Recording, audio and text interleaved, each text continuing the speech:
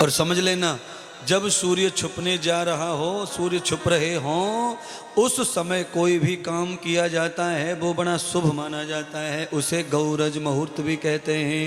यावतम शुभंगते है, उसमें किसी पंडित जी से ज्योतिष दिखाने की जरूरत नहीं है।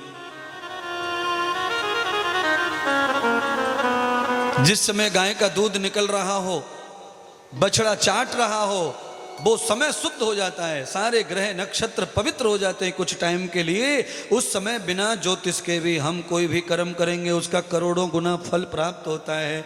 ऐसा बृहस्पति भगवान ने चंद्र देवता को आह्वान कर दिया।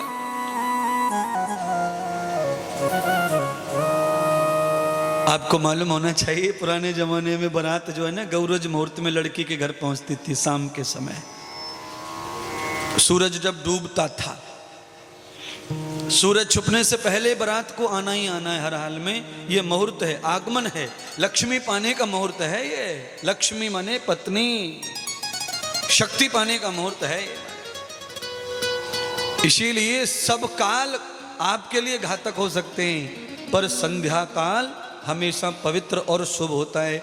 इसीलिए हमको संध्या काल का पूरा लाभ लेना चाहिए। संध्या बंधन करके हम लोग संध्या बंधन कहाँ करते हैं?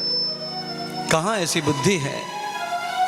मनपसंद पूजा करते हैं, मनपसंद टाइम पे करते हैं। करिए, उसका भी फल आएगा। पर कैसा फल आएगा? नस्तेजम गति भूय, चंद्रमा तो जिंदा है, मर नहीं सकता, अमृत पिया हुआ है, पर तेज खत्म हो गया।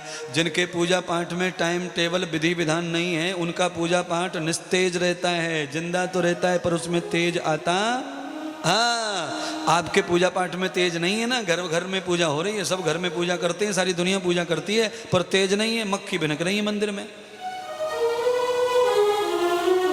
जोश नहीं है पूजा में, है आवाज नहीं है पूजा में, प्रकाश नहीं है पूजा में। क्यों नहीं है पूजा में प्रकाश?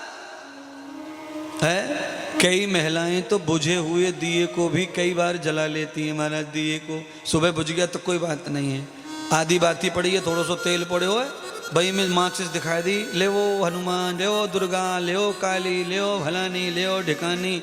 है अच्छा, पढ़े लिखे लोग बैठे, कुछ अनपढ़ भी बैठे, समझो सभी समझदार बैठे, मान लिया मैंने। अब आप बताओ, सुबह जिस कटोरी में हमने कढ़ी चावल खाया है बिना धोए, शाम को उसी में तुम खुद खा सकते हो। अच्छा, तुम्हारा ही तो झूठा है ना, वो किसी और का थोड़ी है, पर तुम ही खुद क्यों नहीं खा सकते? दोबारा क्या हो गया ऐसा उसमें? दूसरा तो खाएगा ही नहीं, पर तुम खुद भी क्यों नहीं खा सकते? बताओ, तुम्हारा ही तो झूठा है, सुबह की तरह परात जो भी है नहीं खा सकते, पर भगवान को सब चल रहा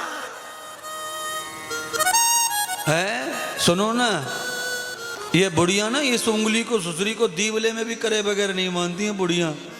उंगली करने की आदत पड़ी है ना पूरी जिंदगी, तो दीवला में भी घुसेड़ देती हैं उसको अंदर, जोर बाती को यूं यूं करके ऊपर खींचती हैं, यूं निकलिया। दूसरी लगाने की हिम्मत नहीं है, कहीं ज्यादा रुई न चली जाए भगवान के हिस्से में। इतनी बदमाश है सबरी भगता नहीं, बता है। और जनवरी के महीने में 5 किलो रुई की खुद ओढ़ के सोवे, पर भगवान को बाती भी लगाने को भाव अच्छो।